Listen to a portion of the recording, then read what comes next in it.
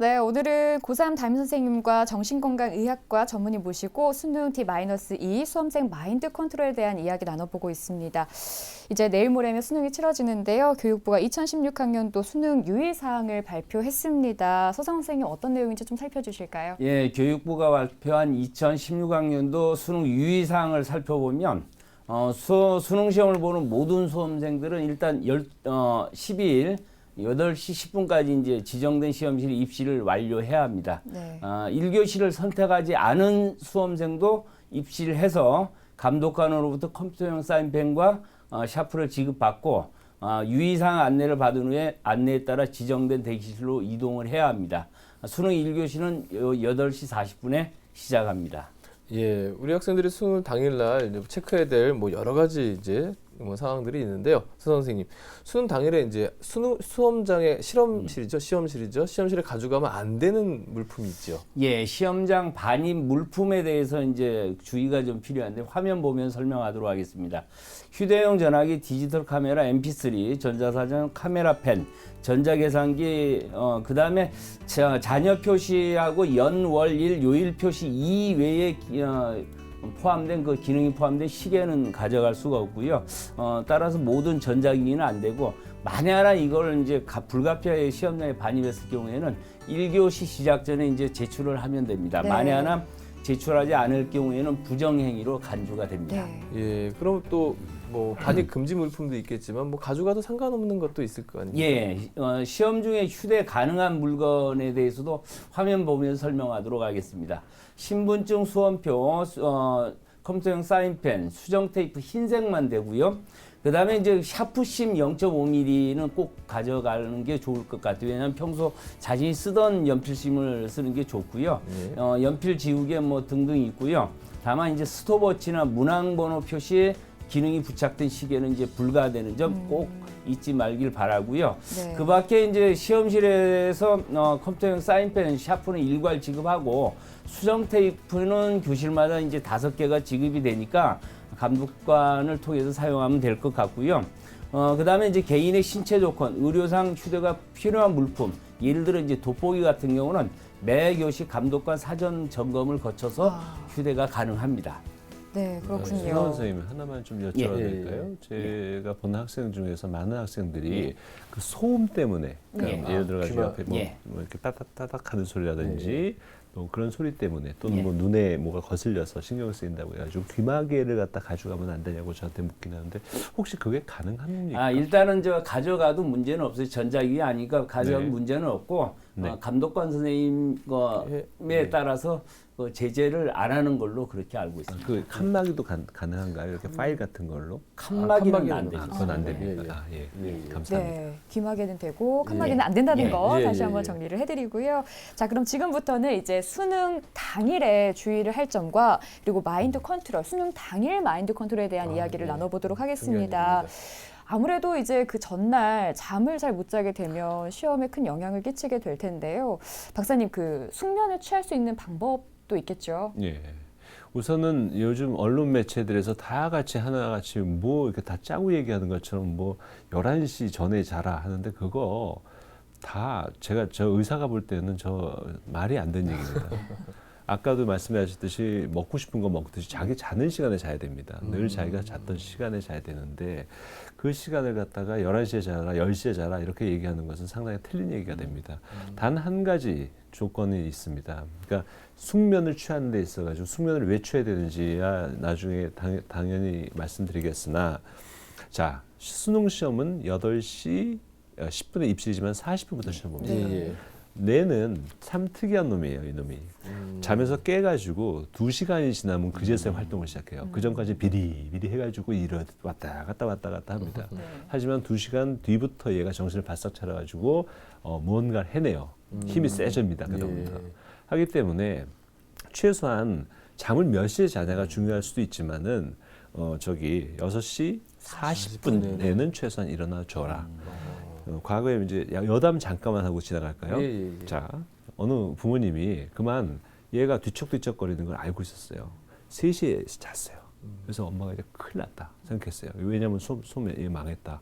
근데 얘한테 아무 얘기도 안 하고서 6시 40분에 깨웠는데 얘는 모른 거예요. 그러고서는 수험장 가가지고 정말 최고의 성적을 내고 왔어요. 그 다음에 엄마가 가르쳐준 겁니다. 너 사실은 어제 3시에 잤어. 이런 신기한 경우가 있어요. 사람의 정신세계가 그렇게 오묘합니다. 하기 때문에 학생들이 잠을 갖다가 좀 숙면을 취하는 거. 그러니까 오래 자는 게 중요한 것이 아니고 깊이 자는 게 중요하거든요. 그를 위해서 몇 가지 조심해야 될 것들. 먼저 불 조심하셔야 됩니다. 불 조심해야 돼요. 네. 예, 그 불 말고요.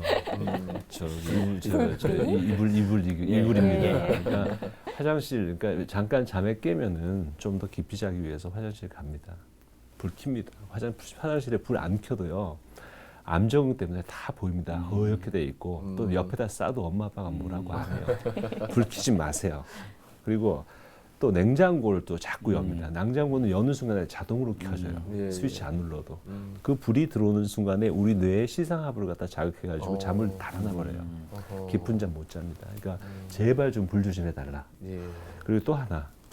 시계 조심해라. 아까 그 여학생이 성공 사례가 그거거든요. 시계를 치웠기 때문에 얘는 몇 시에 잤는지 자기가 모르는 거예요. 엄마도 얘기를 안 한 거예요.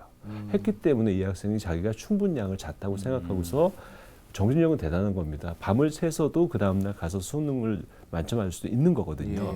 하기 때문에 그런 것들을 잘 해야 되고요. 또 하나 팁을 알려드린다면은 억지잠 자지 마라. 사람들은 일단 잠자리에 들고 나서 선생님도 그렇고 다 두 분 MC도 그럴 때 20분이 지나면요 되게 불편해져요. 이거 잠 안 오는 거 아니야? 이러다가 이거 날 새는 거 아니야? 별의별 생각이 다 들어요. 그게 바로 20분입니다. 근데 20분이 됐을 때도 그 자리에서 어떻게든지 잡을 거라고 자세 바꿔보고 이렇게 하고 저렇게 하고 이렇게 하는 거야. 아무 소용 없다는 겁니다. 그러지 말고 불 꺼진 거실에서 잠깐 나와서 시계를 보고서가 아니고 그냥 느낌상 대략 한 3분 정도 지났다 생각하면 자기 침실로 다시 들어가서 잠을 또 청하는 겁니다. 이런 식의 방식을 갖다 해주는 것이 도움이 되는데 이때 부모님이 문 열고 나서 너 왜 안 자? 하면서 이러면은 불도 나오죠. 걷다가 말소리까지 들리면 수험생 잠 다 깹니다. 그러니까 그때는 부모님들은 얘가 왔다 갔다 하던 뭐를 하던 가만히 잠자코 가만히 방에서 불 끄고서 주무시는 척 하셔야 됩니다. 그리고 약간 뭐 이거는 뭐 팁 아닌 팁이지만 누구나 다 알고 있는 이야기 하나. 저녁 식사 때 가급적이면은 수면을 유도하는 트립토판 성분이 많이 들어있는 그러니까 멜라토닌을 만들어내는 성분이거든요. 다 아시는 우유나 또는 상추를 갖다가 먹는 것이 도움이 됩니다. 거꾸로 이따가 말씀드릴 수 있겠지만 수험 당일날 아침에 우유를 마시지 마세요. 졸립잖아요, 그죠? 그러니까 밤에 우유를 마셔야 되고요. 수험 당일날은 아침에 우유를 삼가하시는 게 좋습니다. 또 아침에 소화 안 되는 학생들이 있잖아요, 우유가. 그러니까 좀 삼가는 게 좋을 것 같다라는 생각이 드네요. 그래서 이제 우리 학생들이 5교시 때 점심시간에 상추 나오면은 그렇게 우유를 먹는 것 같습니다. 어르신 말씀드리면 이제 시험장에 도착하고 뭐 이런 시간들 6시 40분에 일어나는 말씀해 주셨는데 그럼 이제 아침 식사 뭐 이런 것들 이제 뭐 컨디션 조절에도 필요할 것 같은데요. 뭐 어떤 것이 좋을까요? 일단은 그렇습니다. 전에는 제가 누가 여쭤보시거나 전문가들한테 또는 방송에서도 얘기할 때 또 신문에서 얘기할 때 뭐 식단까지도 제가 말씀을 드린 적이 있어요. 근데 요즘은 저 그렇게 안 합니다. 그렇게 하는 게 별로 도움이 안 되더라고요. 너무 스트레스를 받아요. 엄마들도 받고 또 애들도 거기다 사랑해 뭐 수능 뭐 대박 이런 거 해놓으면 그거 보는 순간에 아이고 또 부담이 팍 와요. 그러니까 그거보다 저 중요한 거 한 가지만 알려드릴게요. 뇌는 아까 잠깐 말씀드렸습니다. 2개만 먹고 삽니다. 산소와 탄수화물, 그러니까 당. 하기 때문에 아침 식사 때에 가장 중요한 거는 자기가 좋아하는 음식을 먹되 소화가 잘 되는 부드러운 걸 먹는 게 좋은데 이때 또 죽집이 난리가 나죠. 죽 별로 좋지 않습니다. 소화가 잘 될 것 같지만 오히려 소화를 갖다가 방해할 수가 있어요. 그러니까 본인이 좋아하는 탄수화물을 먹는 게 좋습니다. 탄수화물이 나중에 다당류가 되고 단당류가 되기 때문에 탄수화물 든 음식, 즉 얘기해서 밥이죠, 뭐. 밥하고 자기가 좋아하는 음식을 그냥 먹으면 됩니다. 근데 아침부터 벌써 수험생들은 약간 밥맛이 떨어지죠. 하기 때문에 다당류인 설탕물이나 자기가 죄송합니다. 설탕은 단당류입니다. 꿀물이나 이런 것 같은 걸 뭐 자기가 좋아하는 그 예를 들어 가지고 뭐 주스 같은 데 타 마시는 거 그걸 좋습니다. 어. 다당류이기 때문에 한마디로 얘기해서 이렇게 당들이 이렇게 사슬로 예. 연결돼 있지 않습니까? 얘가 하나하나 끊어지면서 거의 7시간 넘는 수험까지 버텨줍니다. 그렇기 때문에 오전에 아침에는 그 정도의 다당류를 갖다 꿀이 제일 좋으니까 그걸 좀 먹어주는 게 좋고요. 자 여기서 자 TBS를 안 보신 분들은 이제 망하는 소리 하나 하겠습니다. 이거 안 봐가지고 참 망하면 안 되는데 그죠? 그렇죠. 손에 근데 좀 보실 것 같아요. 손에 좀 볼 것 같습니다. 예. 네, 아침에 초콜릿하고 사탕 왕창 드십시오. 망합니다. 왜 망하는지 아십니까?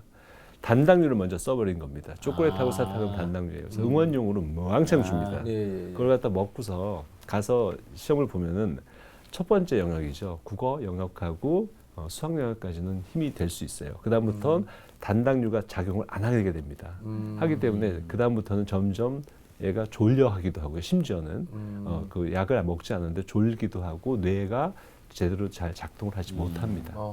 하기 때문에 내 경쟁자가 있으면 사탕하고 초콜릿을 왕창 예. 그러면 안 되지만 안 되죠, 예, 안 그건 되죠, 농담이고요. 아무튼 조심하시라. 그러니까 저희 TV에 보신 분 우리 그 학생과 예. 학부형님께서는 절대로 초반에 응원 메시지를 줬던 엿 그리고 그 다음에 그 초콜릿, 예. 사탕은 가급적 그 점심시간 이후에 이후에. 식사가 제대로 안 됐을 때 그때 제대로 됐어도 그때 먹어야지 효과 3, 4교시에 나오지 1, 2교시에 그걸 먹어서 효과를 보게 되면 3, 4교시는 사실은 뇌가 잘 안 움직여줍니다. 이 아이가. 그래서 자기의 실력이 100이다 그러면은 90 정도밖에는 나오지 못하는 그런 우를 범할 수 있으니까 꼭 예. 조심해 주십시오. 네, 아침에는 꼭 꿀물. 꿀물, 다당류. 예, 다당류를 다당류. 드셔라라는 말씀해 주셨고요. 자, 이번에는 이제 시험장에 도착을 해서 영역별로 시간대별로 어떻게 마인드 컨트롤을 하면 좋을지 알아보도록 하겠습니다. 먼저 1교시의 이제 국어 영역인데요. 서 선생님 어떻게 마인드 컨트롤을 해야 될까요? 예, 1교시 국어 시험이 국어이기 때문에 중요한 게 아니고요. 1교시이기 때문에 중요합니다. 왜냐하면 1교시 컨디션이 뭐 이후 시험에 영향을 좀 많이 미치니까요. 컨디션 최상으로 끌어올려야 되겠고, 그 다음에 1교시 끝난 다음에 이거 정답을 맞춘다든지 그런 것도 좀 금물인 것 같아요. 어차피 뭐 결과는 뻔히 똑같이 나오는 건데, 만약 오답이었을 경우에는 2교시 이후에 뭐 1교시 이후에 영향을 뭐 나쁘게 미칠 가능성이 굉장히 높고요. 차라리 쉬는 시간은 2교시 내용을 좀 살짝 보거나 아니면 차분하게 좀 명상을 하는 것도 좋은 방법인 것 같습니다. 네. 예. 그렇다면 뭐 자연스럽게 2교시로 넘어가서요. 네. 예. 2교시는 어떤 점 주의해야 될까요? 네, 2교시 수학은 다른 교과에 비해서 일단 배점이 굉장히 큽니다. 그래서 시간 안배를 좀 잘해서 좀 실수를 줄여야 하는데요. 수학 문제는 어차피 쉬운 문제하고 그다음에 이제 변별력을 가르는 좀 어려운 문제가 좀 섞여 있는 그런 특징이 있는데 지나치게 뭐 욕심을 내다 보면 또 어려운 문제에 집착하다 보면 결국 나중에 시간이 모자라서 이제 쉬운 문제를 못 풀고 나오는 경우가 있으니까 차라리 쉬운 문제부터 푸는 것도 좋은 방법일 것 같고요. 풀 때 이 풀이를 갖다가 지우개를 가져가니까 깨끗하게 이 푸는 방법도 굉장히 좋아요. 왜냐하면 나중에 검사할 때 정확하게 빠르게 검사할 수 있기 때문에 실수를 줄일 수 있습니다. 네, 이제 수학이 끝났으면 자연스럽게 점심시간이 됩니다. 점심시간에 아까 이제 선생님께서 박사님께서 좀 음식물에 대한 이야기를 좀 나눠주셨지만 점심시간에 우리 학생들이 주의해야 될 게 있을까요? 뭐 졸음 방지라든가 뭐 이런 면에서. 점심시간이 되면은 제가 보면은 저희가 이게 보면은요 실제로 감독하시면서 보셨을지 모르겠는데 점심을 엄마가 싸주신 점심에 70%밖에는 다 수험생들이 다 먹지 못합니다. 조금 남깁니다. 하기 때문에 점심을 그렇게 포만감 있게 먹는 것이 그렇게 쉽지 않기 때문에요. 그냥 아까 얘기한 대로 이제 단당류 정도로 요 정도에서 먹어주는 게 뇌를 갖다 좀 깨울 수 있는 방법이고요. 요때 졸거나 뭐 이런 학생들이 그리 많지는 않습니다만은 요때 다리 운동을 좀 해주는 게 좋아요. 다리를 갖다 밑에서 이렇게 좀 움직여주면 사이클 타듯이 하면은 다리에 있는 구심성 그 신경이 뇌를 자극합니다. 그래서 뇌가 다시 깨어나기 시작합니다. 하기 때문에 사이클 타듯이 다리를 갖다 이렇게 좀 움직여주는 거 또는 점심시간이기 때문에 좀 걸어 다닐 수 있으면 걷거나 계단을 오가게 되면은 오히려 지쳐가지고 나중에 시험을 못 보는 것이 아니라 오히려 내가 각성이 돼가지고 상당히 남은 시간을 갖다 잘 활용할 수 있게 됩니다.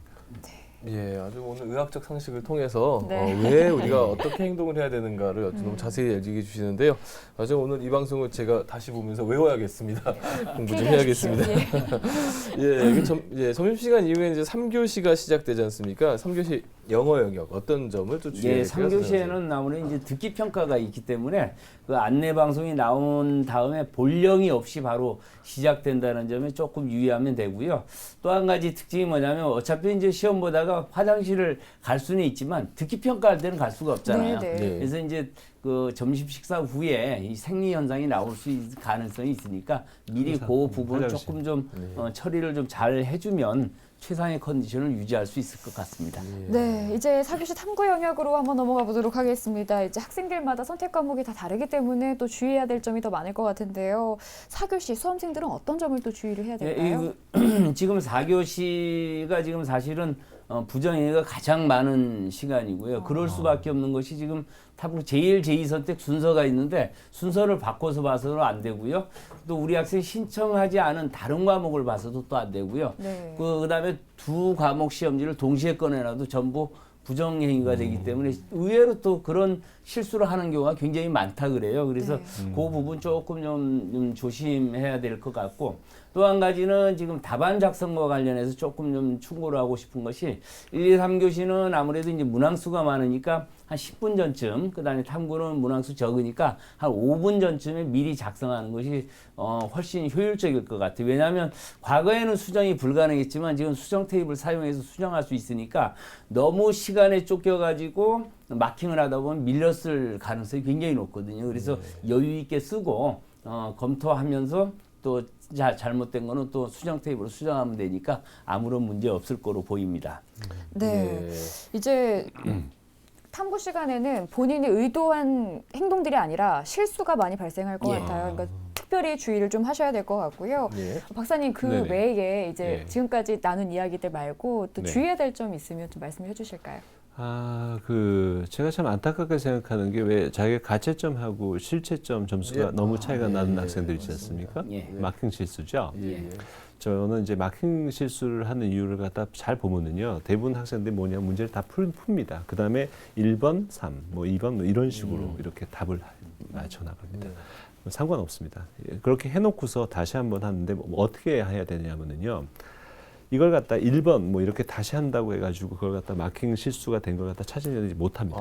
그게 아니고 1번, 8번, 14번, 23번 이런 식으로 해야 됩니다. 그러면 요 뒤에 거는 가운데 거 확인 안 하셔도요. 자기가 쓴 답을 그대로 쓴 겁니다. 그렇게 같이 이렇게 내려다 보면 같이 한 번만 미끄러지면 같이 계속 내려갑니다.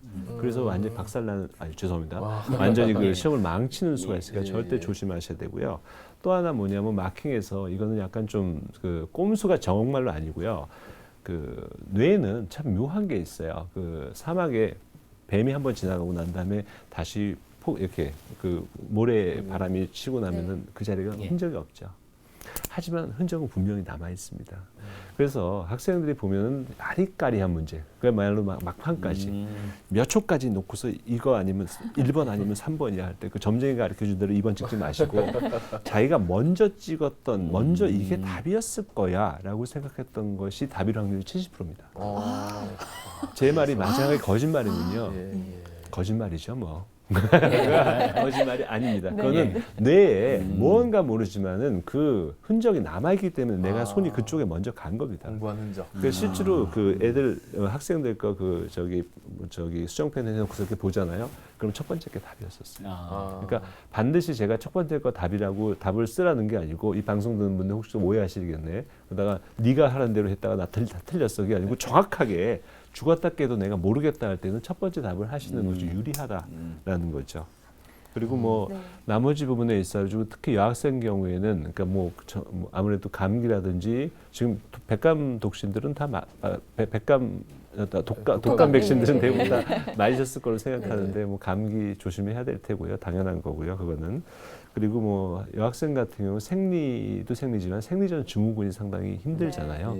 그 상당히 신경질적이고 상당히 짜증도 나고 사소한 거에도 화가 날 수 있으니까 생리 전 증후군을 갖다 막을 수 있는 약들이 좀 있습니다. 그런 것은 불법 약물도 아니고 수험 능력에 지장을 주지 않기 때문에 그런 거는 전문가가 좀 상의를 하시는 것이 네. 도움이 되겠습니다. 예. 많은 부분을 알려주셨는데요. 가장 기억에 남는 거는 이제 처음에 눈길을 가는 게 답이다. 예, 거의 예. 70% 이상이 답이다라는 게 이제 우리 학생들이 시험에 임했을 때 그런 경우가 많이 없었으면 좋겠지만 예, 예. 혹시라도 좀 헷갈릴 때 조금 더 편안한 마음으로 좀 이렇게 답안을 체크할 수 있는 방법이 아닌가라는 생각이 드는데 예, 예. 만약에 답안지 작성에 선생님 아까 검토를 하는 방법도 알려주셨지만 네, 네. 실수를 했을 때는 또 대처를 해야 되잖아요. 답안지 작성이요. 네, 어떻게 하면 좋을까요? 뭐 크게 걱정하시지 않아도 되는데요. 수정 테이프가 있기 때문에 일단 네. 고치는데 시간이 안 걸리고요. 또 언제든지 교체 가능성이 있는데 다만 시험지 교체할 때는 그 문제 양이 많기 때문에 5분 이상, 5분 이하로 남았을 때는 교체가 좀 곤란합니다. 또 이미 또 이제 감독관들이 그 부분에서 고지를 해주시는데요. 네. 그 외에 상식적인 선에서 답안지 교체 가능하니까 너무 걱정 안 하셔도 되겠습니다. 네. 그리고 소 선생님 이제 고3 담임을 16년을 하셨잖아요. 좀 16년. 기억에 남는 아이들 있을까요?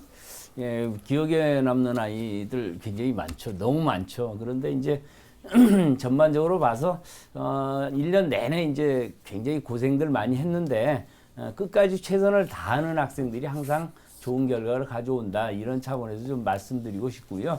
우리 학생들 뭐 지금까지 잘해왔으니까 끝까지 좀 그 정신 좀 집중력을 좀 키워서 그 시험에 임하면 좋은 결과가 있을 것으로 보입니다.